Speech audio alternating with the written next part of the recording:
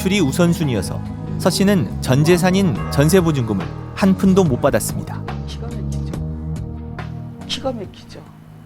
내가 진짜 노인네들이 이러고 살면서 아들도 이걸 몰라요. 며느리도 모르고 너무 기가 차서. 확정일자나 임대차 보호법도 도움이 되질 않았습니다. 너는 돈이 있어서 이런 1억짜리가 넘고 들어왔으니까 너는 해당이 안 된다는 얘기예요. 그러니까 이 보호법이라는 게 해당이 안 돼요. 저희는.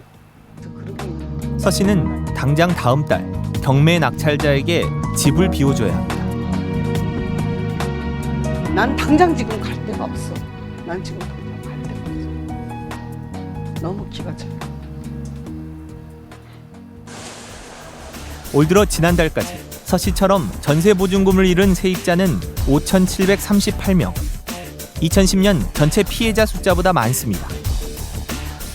경매 최저 가격이 전세 가격에도 미치지 못하는 아파트 물량만 올해 수도권에서 375건으로 2009년에 40배나 됩니다. 계약을 할 때 등기부등본을 확인하고 확정일자를 받는 것 정도밖에 할 수 없는 세입자들은 체납세금처럼 보이지 않는 집주인의 빚을 제대로 확인할 수도 없습니다. 확정일자만 있다고 해서 보증금을 다 돌려주는 건 아니고 순위에 따라서 돌려주는데 우리가 안 보이는 전세보증금보다 먼저 있는 순위가 있어요. 그게 뭐 임금 채권이라든지 아니면 조세 채권이라든지 이런 채권들이 앞에서 먼저 배당받고 나면 잔액이 부족한 거죠. 그래서 피해를 봅니다.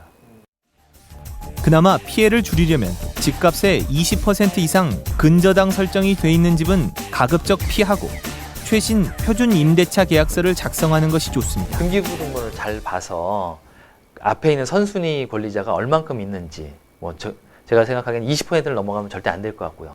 요번에 법무부하고 서울시가 표준 임대차 계약서를 만들었어요. 거기 보면은 공인중개사가 미리 체크하도록 돼 있더라고요. 세금이 체납돼 있는지 여부를.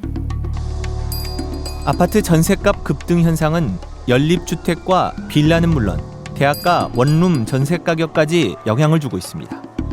직장인들이 전세난에 밀려서 대학가로 점점 더 몰려들면서 대학가 원룸 전세 물량도 없고 있더라도 일부 대학가 전세값은 8천만 원이나 됩니다.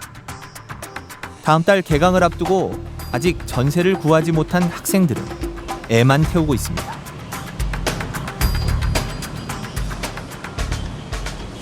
금리가 워낙 안 좋으니까 주인 어르신들이 다 전세를 안 올라고 하세요. 대부분 있던 전세도 월세로 많이들 돌리세요. 상대적으로 월세 물량이 늘면서 서울에서만 10가구 중 4가구가 월세지만 학생들은 비용을 감당하기가 만만치 않습니다. 네. 월세도 알아봤는데 월세도 아무래도 좀 보증금이 부담스럽고 월세도 비싸고 그래서 월세는 보증금 500만 원에서 1000만 원 정도 하고 보통 한 60만 원 정도.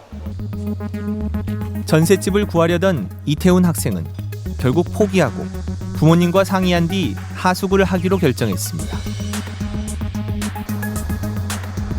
아파트에서 시작돼 빌라, 원룸까지 번진 비정상적인 전세 시장의 매물 부족과 가격 급등 현상.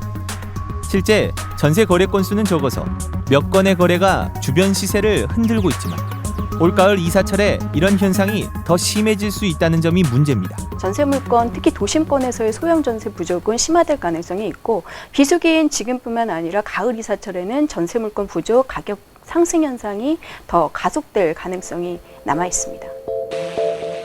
집주인들이 경쟁적으로 전세를 월세로 돌리면서 월세는 물량이 넘치고 가격도 오히려 떨어졌지만 이것도 반길 상황은 아닙니다. 월세 세입자는 아직 법적 보호가 약해 또 다른 피해가 우려되기 때문입니다. 주택임대차보호법이나 이런 데 보면 전세를 주로 보호하고 있어요. 근데 월세는 보통 생각을 안 하고 있었는데 월세를 보호하는 법제도 좀 강화돼야겠다. 적정한 월세 가격의 가이드라인을 정한다던가 월세 이율을 공시한다던가 합리적인 월세 시장의 안전장치를 만드는 것들이 좀 시급해지고 있습니다. 이런 상황이 벌어지는 가장 근본적인 원인은 부동산 불패 신화에 대한 환상이 시장에서 깨졌기 때문입니다. 가격이 떨어질까 봐 집을 사지 않는 겁니다. 부동산 거품을 키운 불패 신화가 그랬듯이 쉽게 바뀌지 않을 흐름입니다. 그런데도 정부는